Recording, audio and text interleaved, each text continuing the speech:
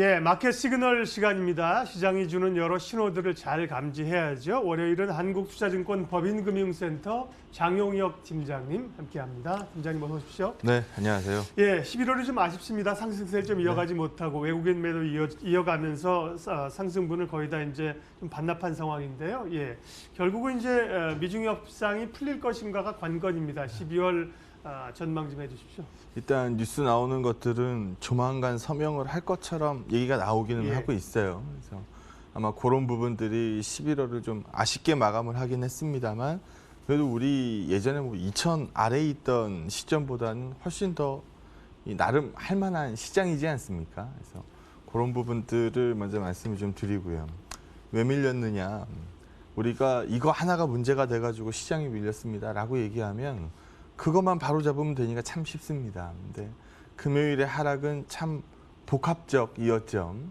일단 북한이 다시 또 좀 요즘 시끄러워요. 연말에 이제 데드라인으로 이제 설정을 했었는데 데드라인에 이제 근접하면서 도발이 좀 이 도발 시점 자체가 좀 굉장히 짧아지기 시작을 했습니다. 뭐 초대형 방사포의 뭐 도발이라고 이제 표현을 해야 될 것 같은 미사일은 좀 오바인 것 같고요. 뭐 초대형 방사포가 맞는 표현인 것 같아요. 그래서 뭐 동창리 미사일 기지에 뭐 움직임이 많아졌다 뭐라는 얘기도 금요일 날 우리 장중에 접했던 이슈 중에 하나고요. 지소미아를 뭐 종료 연기하긴 했습니다만 일본 얘기는 뭐 뉴스에서 많이 들으셨겠죠. 예, 뭐 저래도 되나 싶을 정도로 조금 약간 비겁하게 나가고 있는 것 같고요. 우리 이 강경화 장관 얘기를 들어보면 한일의 견해차가 여전히 뭐 존재하고 있다라는 발언이 나오고 있어서 이거 일본에서 우리 수출 제한 매기고 있는 품목들 풀리는데 좀 더 시간이 걸리는 거 아니냐라는 얘기가 좀 흘러나오고 있었고요. 금요일 얘기입니다. 또 홍콩 인권법 얘기했습니다만 사실 우리는 좀 지렛대로 쓸 줄 알았어요. 좀 이 카드를 들고 좀 미중 무역 협상에 유리한 쪽으로 좀 끌고 가지 않겠냐 이렇게 이 곧바로 사인할 거라고는 좀 생각을 안 했는데요. 생각보다는 사인 시점이 좀 빨랐죠. 아마 그런 부분들도 하락에 상당 부분 영향을 미쳤을 것 같고요. 환율이 또 1,180원 이상으로 올라와서 거래를 하고 있습니다. 우리가 1,150원대 환율을 보고 있었는데 환율이 좀 원화 약세 쪽으로 흘렀죠. 그래서 11월 한 달 되돌아보면 한 3조 이상 팔았더라고요. 네, 거래소 좀 매도를 통해서 3조 5천억 팔았더라고요. 네. 예. 삼성전자에 매도 나간 것만 거의 1조 되는 것 같더라고요.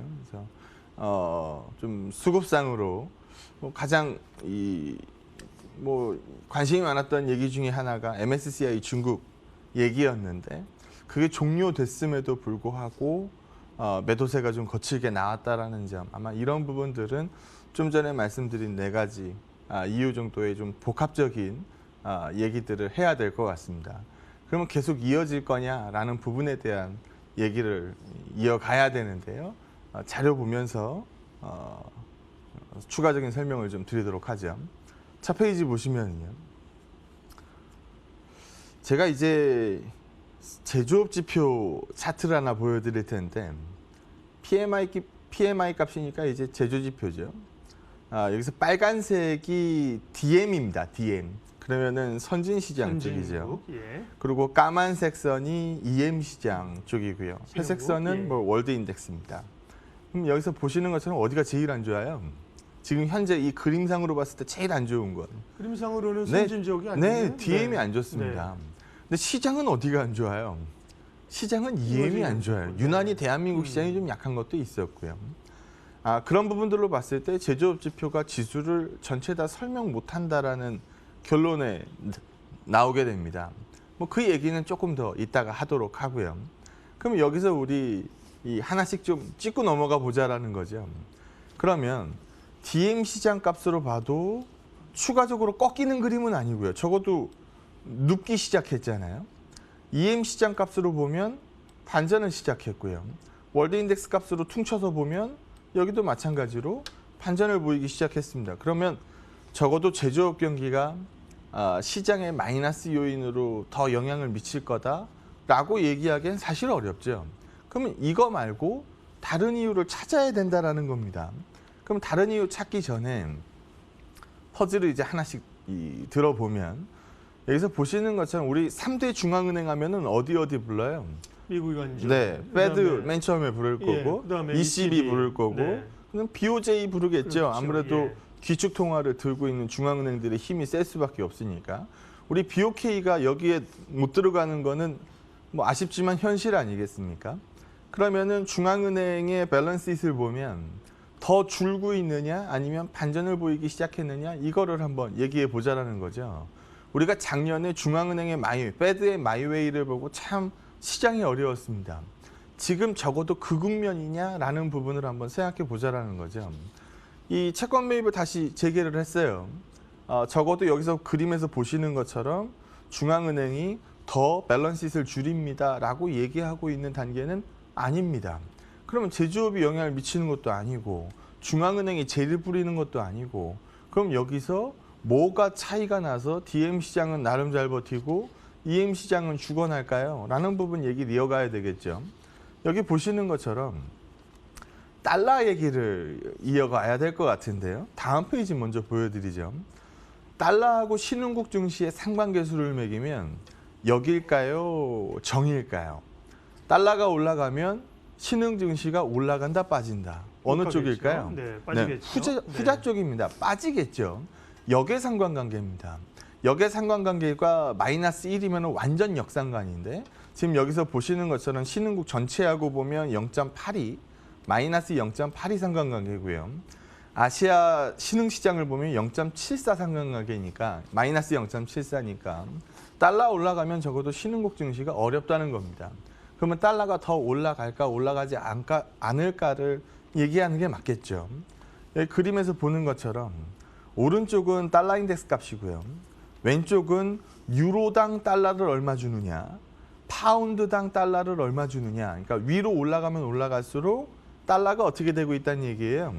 약세로 가고 있다는 얘기죠. 그래서 이 달러 인덱스인 파란색 값이 더 이상 뭐 상승을 만들어내지는 못하고 있는 상황이고, 이 그림에서도 보고 있는 것처럼 뭐 브렉시트 얘기가 요즘 쏙 들어갔으니까 뭐 안정세를 찾았으니까 달러가 힘을 좀 찾기 시작했고 유로가 더 이상 빠지지 않으면서 반전에 대한 기대를 만들기 시작했으면 적어도 달러가로 우리가 신흥 증시가 마이너스 영향을 받는데 적어도 이 그림이 심화되지는 않을 것 같습니다라는 얘기를 이어가야 된다라는 거죠. 그래서 외국인들이 달러가 강세를 멈추게 되면 우리 대한민국 원달러야 지난주에 앞서서 봤었던 복합적인 요인으로 인해서 약세 움직임을 보이긴 했지만 11월 한 달간 뭐 우짜우짜 별별 가지 이슈를 통해 가지고 원화가 약세로 움직이긴 했지만 길게 이어가기에는 어려울 겁니다.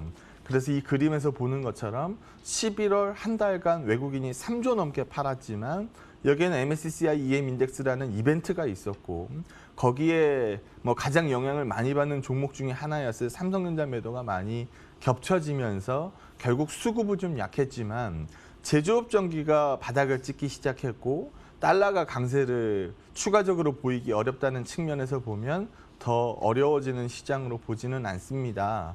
복합적인 요인으로 금요일 날 시장이 밀렸던 거지 그게 연타를 먹이진 못할 겁니다. 라는 쪽으로 얘기를 하는 게 맞을 것 같고요. 수급 얘기가 나왔으니까 우리 하나 더 짚고 넘어가 보죠.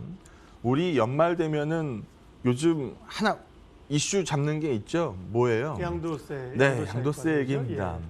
뭐 이제 뭐 조금만 들고 있으면 이제 웬만하면 대주주가 될 것 예. 같은데 어찌 됐건 간에 지금 현 시점을 한번 보죠.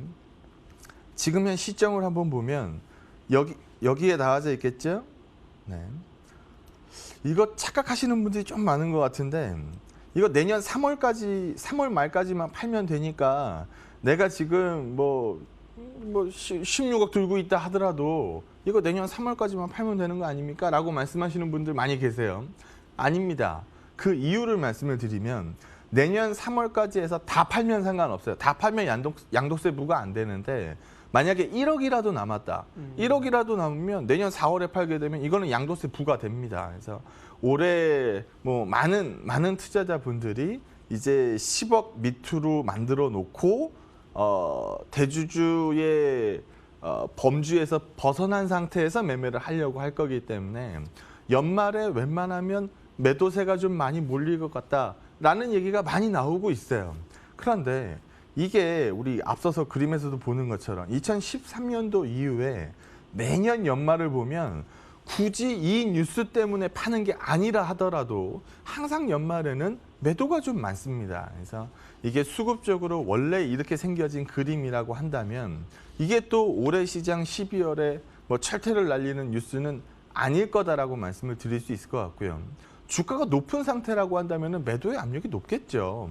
하지만 지금은 주가가 높은 상태에 압력을 받는 상태도 아니라고 한다면 이게 또 뭐 시장의 뇌관이 된다? 이렇게 보기에도 무리가 상당 부분 있어 보입니다. 그래서 호조세를 띌 것 같았던 미중 협상이 약간 노이즈가 끼기 시작했었고 그 이후에도 11월 달 우리 국내의 마이너스 수급 요인들이 굉장히 많았던 게 사실이었기 때문에 특히 11월 맨 마지막 거래일에 30포인트 마이너스를 경험을 하면서 지수는 좀 낮아 보입니다만 우리 2000포인트 아래서도 매매했었던 시장인 점을 감안해 보면 반등폭 이후에 뭐 일정 부분의 뭐 눌림을 경험한 거에 지나지 않는다. 그래서 너무 마이너스 요인들만 찾아내지 마시고 시장에서는 여전히 기대감 쪽으로 얘기를 하는 게 맞지 않겠느냐라고 판단을 합니다. 네. 12월을 맞으면서 전반적인 시장 상황부터 점검했습니다. 장영혁 팀장님 얘기를 들어보면 어쨌든 여기서 또 심각하게 꺾어 내려간다고 보기는 좀 이르다. 네. 예, 여전히 이제 상승을 모색하는 대외 악재는 많지만 상승을 모색하는 12월이 될 걸로 예측이 됩니다.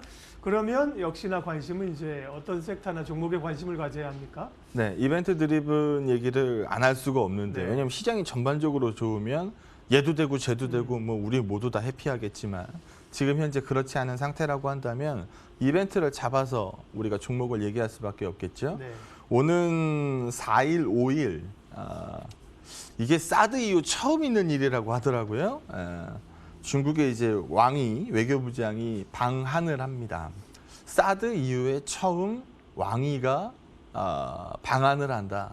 그럼 우리 이거 가지고 옛날 같았으면 벌써 뉴스가 도배가 됐을 텐데요. 지금 우리 그 뉴스 사실 시장이 좀 어렵다 보니까 많이 안 나오는 것 같아요. 그리고 이 월말이 될지 모르겠는데요. 뭐 한중일 정상회담 얘기까지 지금 나오고 있는 상황이어서 기대감 자체가 낮아 보이지는 않습니다. 다만 지금 시장에서 주목을 덜 하고 있는 것뿐이죠. 그러면 왕이 외교부장이 방한을 해서 사드 이후에 우리가 좀 눌림을 받았던 섹터들을 꼽아보라고 한다면 뭐 많이 있죠. 뭐 대표적인 게 화장품이 있을 거고요. 뭐 그 이후에는 뭐 문화 콘텐츠도 많았을 거고. 뭐 그 다음에 또 뭐 있어요? 면세점이니 네, 여행, 이 카지노니 뭐 많았잖아요. 그럼 그 중에서 한번 골라보자라는 거죠. 그래서 뭐 카지노 같은 경우에 저점 대비해서 그래도 꽤 많이 올랐고요. 뭐 화장품 같은 경우에 지난 금요일 날 뭐 상승폭이 작지 않았었는데요. 화장품 얘기 한번 해보겠습니다. 우리가 필수 소비재가 있고 여유 소비재가 있어요. 우리 화장품은 필수 소비재일까요? 여유 소비재일까요? 어느 쪽에 속할까요? 참 애매한 질문이긴 한데. 가지 않을까요? 예. 이젠 필수죠. 예. 우리 옛날 같으면요, 뭐 화장품이 뭐가 필수야라고 할 수도 있겠습니다만, 우리 아침에 세수하고 나서 화장품 안 바르시는 분들 거의 안 계실 거 아닙니까? 그래서 거의 필수 소비재 범주에 들어와 있다라고 보셔도 좋습니다. 그럼 필수 소비재의 특징들은 다 어때요? 밸류에이션이 낮아요, 높아요? 높죠. 이거 우리가 안 먹고 살 수는 없으니까, 안 쓰고 살 수는 없으니까 우리가 일반 제조업이 받는 밸류에이션보다는 좀 많이 받습니다. 그러면 많이 받던 정도가 과해지게 되면 우리가 뭐라고 불러요? 버블이라고 부르는 거고, 그 버블이 꺼지고 나면 저가 매수의 기회라고 우리가 얘기를 많이 하죠. 그래서 화장품 같은 경우에는 밸류에이션 부담을 일단 많이 뱉었고요. 예전에 비해서는 굉장히 많이 싸졌으니까요. 그래서 저점 모색의 기회를 찾고 있는 업종입니다라고 얘기를 할 수 있을 것 같아요. 그럼 화장품 얘기할 때 우리가 제일 많이 얘기했었던 게 뭐예요? 면세점 스토리도 까짓고 들어가서 보면은 그 밑바탕에 뭐가 깔려 있어요? 중국인들이 사가는 대한민국 화장품, 면세점에서 제일 많이 소비되는 게 화장품이니까 화장품의 데이터가 어떠냐 저쩌냐, 뭐 방한 데이터가 어쩌냐 저쩌냐, 우리 이거 가지고 얘기하는 거 아닙니까? 그래서 요 페이지 한번 보시면은 화장품의 수출 실적이다. 그럼 여기서 보시는 것처럼 18년도, 17년도, 16년도에 비해서 어때요? 어쨌든 지금의 레벨은 네, 많이 회복됐죠. 그리고 중국향으로 나가는 거 보게 되면은 도드라지게 회복이 된 점을 보실 수 있습니다. 이거 YOY 값으로 보죠. YOY 제로 밑으로 가 있으면 뭔 얘기예요? 로스 나고 있다는 거죠. 전년 대비해서 어떻게 되고 있다는 거예요? 까지고 있다라는 겁니다. 여기도 마찬가지로 로스 밑으로 가 있으면 제로 밑으로 가 있으면 까지고 있다라는 거죠. 근데 최근 방향을 보게 되면 제로 위로 올라와서 거래가 되고 있으니까 적어도 우리가 우려감에 휩싸여서 화장품을 보던 시점은 지났다라는 얘기를 할 수 있을 것 같고요. 그러면은 뭐 아모레퍼시픽이니 뭐 여러 가지 종목들 뭐 많이 있을 거 아닙니까? 그런 부분을 얘기할 수 있을 것 같고 특히 상장한 지 얼마 안 됐어요. 펌텍코리아 같은 경우 지금 자사주 매입하고 있는데 여기 지금 저점 대비해서 굉장히 빠르게 올라오고 있고 기관들 수급이 들어가 있는 종목, 개인들한테 풀려 있는 양이 얼마 안 되기 때문에 거의 수급 게임으로 요즘 쥐고 가는 느낌이 굉장히 강한데요. 그래서 화장품 용기를 만드는 뭐 펌텍이라든지 뭐 이런 부분들도 긍정적으로 볼 수 있는 종목으로 제시 가능할 것 같습니다. 또 하나 이벤트 찾아보면 지난주에 우리 많은 분들이 시장에 지쳐가지고 얘기를 못했겠지만 그 전주에는 스튜디오 드래곤 얘기가 나왔고요. 지난주에는 어디가 나왔어요? 제이 컨텐트리 얘기가 나왔죠. 그래서 넷플릭스 하면은 사실 미디어의 초강자 아니겠습니까? 얘네들 드라마 한 편 찍는데 어마무시한 돈들이 들어가니까 이거 누구하고 하겠다라는 거예요. 스튜디오 드래곤하고 제이 컨텐트리 하겠다는 겁니다. 그래서 컨텐츠 만들어내는 거에 비용 따는 당연히 떨어질 거고 그러면 제이 컨텐트리도 긍정적일 거고 스튜디오 드래곤도 긍정적일 겁니다.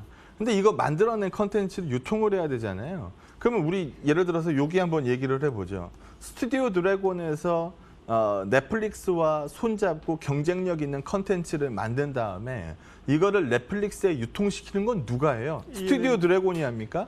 아니에요. CJ ENM이 하죠. 그래서 CJ ENM은 방영권 형태로 넷플릭스한테 팔아내는 거고 또 옵션이 걸려 있는 게 1년 이내에 이 스튜디오 드래곤 4.99%를 매도할 수 있는 매도권을 이번에 얻었기 때문에 아마 이런 부분도 스튜디오 드래곤이 긍정적으로 움직이면 ENM이 받아낼 수 있는 돈은 지속적으로 늘어나는 거기 때문에 또 20% 가까운 지분에서 4.99 팔고 나면은 나머지 건 뭐 할까요?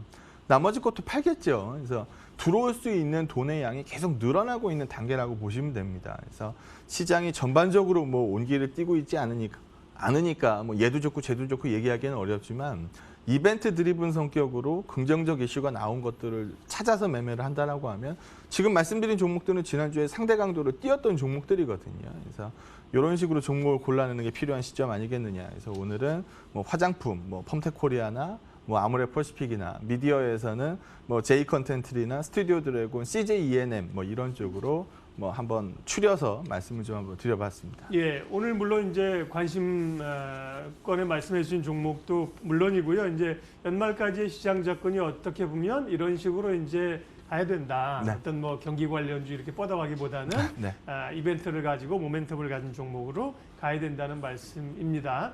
예, 또 오시면 이제 12월 내 그런 종목 찾기 해보겠고요. 예, 오늘 장 전략 마무리해 주십시오. 우리가 문장을 얘기를 하고 문장을 매짐할 때 뭘 찍죠? 마침표를 찍죠. 근데 문장이 안 끝나고 중간에 한번 끊어가는 자리에서 뭘 찍죠? 쉼표를 찍습니다. 네.